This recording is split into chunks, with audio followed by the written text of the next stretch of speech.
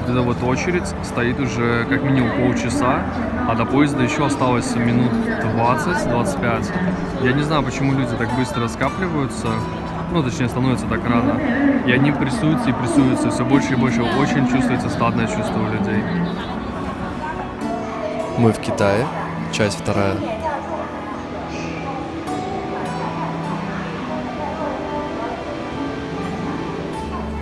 Только что прошли вторую проверку уже. Сейчас зайдем по наше место поищем. И, скорее всего, будет еще третья, четвертая проверка. Вот мы начали движение. Но мы с трудом разобрались с нашим местом, потому что здесь нижнее место, среднее место и третий ряд. Плюс еще есть вот такие вот сиденья. И, ну, мы знаем, что мы купили среднее место, но в целом как бы людей довольно много, то есть все заполнено практически. Если честно, то испытали огромный стресс, проходя многочисленные КПП. И вообще, в целом, к нам отношение, я когда показываю паспорт, то к нам такое отношение, как, не знаю, как к чужакам, и это, честно говоря, не очень приятно. И вот мы путешествуем, и в целом у нас ничего нет, но тем не менее у нас отобрали. У меня отобрали газовый баллон, ножик отобрали, краску отобрали, то есть отобрали практически все, что было. Мой рюкзак полегчал на килограмма 3, наверное. Но все же меня радует восход солнца, и нам ехать 30 часов. Поэтому мы решили все-таки взять спальное место, потому что без спального места 30 часов это было бы ужасно. Иначе вот мы спали бы вот так вот. Здесь маленький столик, и можно спать только вот так облокотившись. И все, я сейчас покажу, как это выглядит.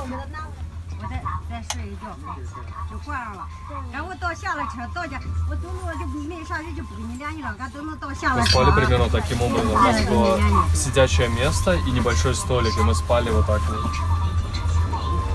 И учитывая, что рядом с тобой еще был как минимум один сосед сбоку и напротив два соседа, то это было на самом деле невыносимо.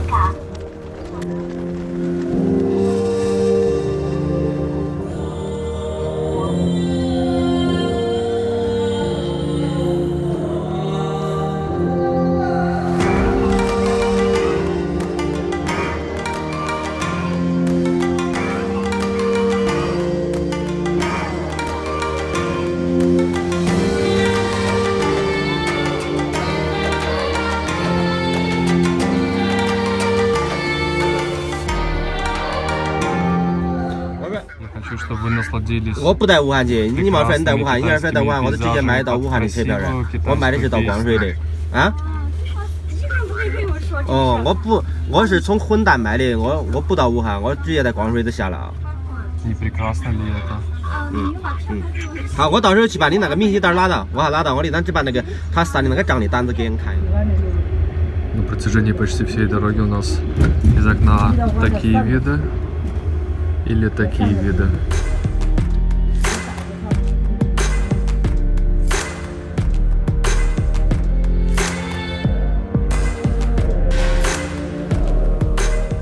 Мы тут общаемся через два мобильных телефона, переводим с телефона на телефон, и нас ребята угостили фруктами, так что мы хотя бы покушаем фрукты.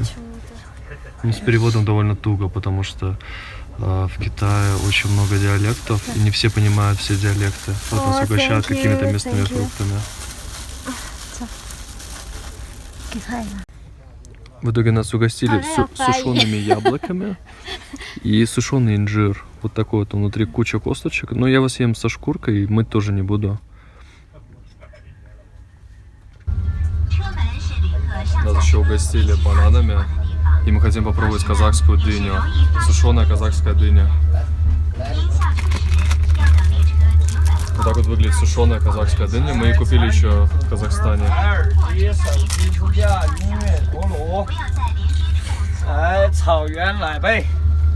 Вкус как у дыни, такая приторная, сладкая.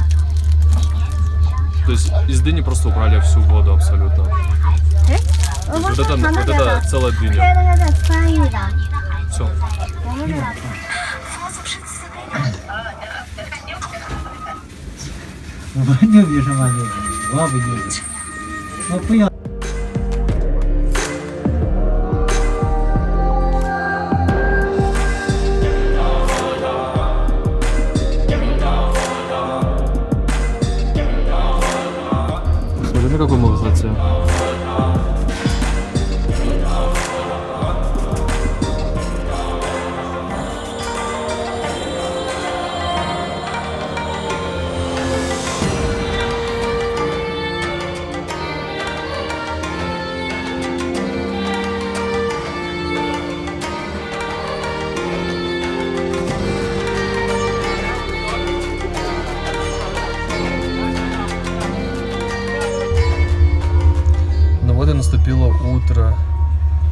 проехали в районе 2000 километров, нам осталось еще километров 500 ехать. Нам бросился в глаза тоталитаризм, потому что без 10:10 прошла проводница и закрыла все шторы, абсолютно все. И с этой стороны, и со второй стороны. И ровно в 10 потушили свет, и все сразу легли спать.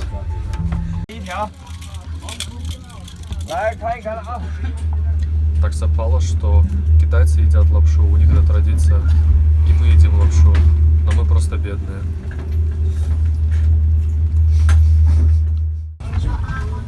Вчера, когда легли спать, я проверял высоту, на которой мы находимся, и мы были на высоте где-то 700 метров. А сегодня утром почти 2 километра, 1950 метров.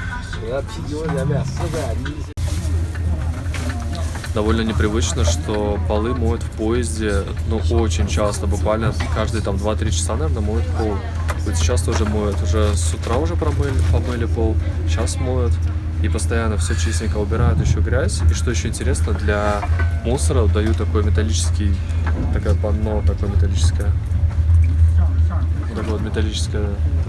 Сюда складывают мусор, и точно так же потом ходят и собирают.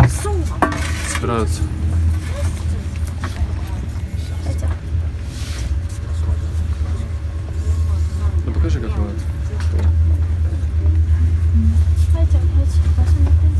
Дайте мне помыть.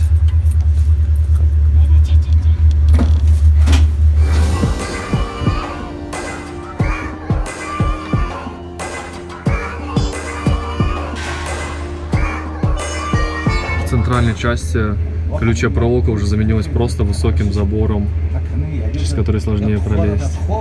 И колючие проволоки все меньше, меньше и меньше встречается.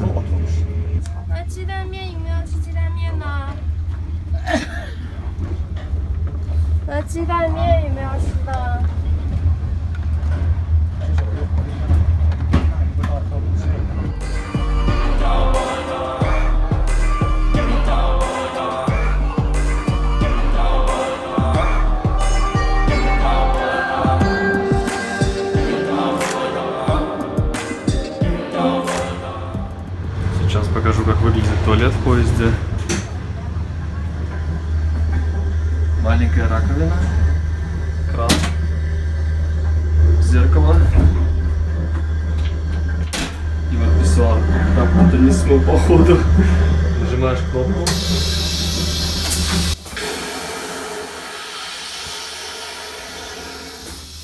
Ужасный шум, короче, когда со стороны это слышно, действительно можно испугаться. И окошко, и это все. Переходим между тамбурами. На ручке висят вот такие бутылки, наполненные водой, чтобы не закрывались двери. То есть здесь двери всегда открыты. И получается, что люди, которые курят, всегда дым выходит в тамбур внутрь. Я только хотел заснять красивый вид из окна, как китаянка просто схватила такую штору и начала опускать, прям вообще, несмотря на то, что мой телефон был прямо у окна. Это так было забавно, что она вообще на это не обратила внимания. И как ни в чем не бывало, просто сидит сейчас дальше в телефоне, потому что ей мешает солнце.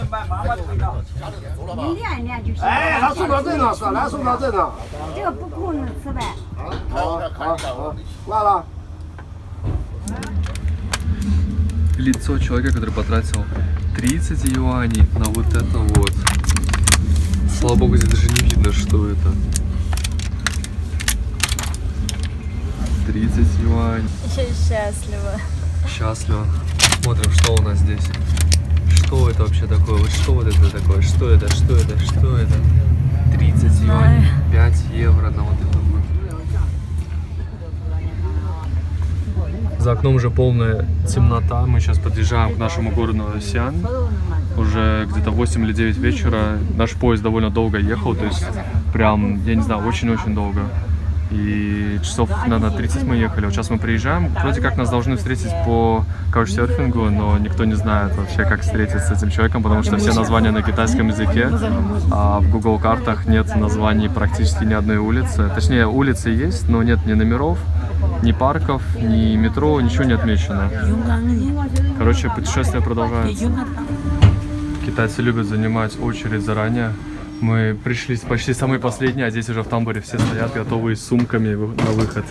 Если что, русские тоже любят очередь. Русские любят очередь, а китайцы любят заранее подойти.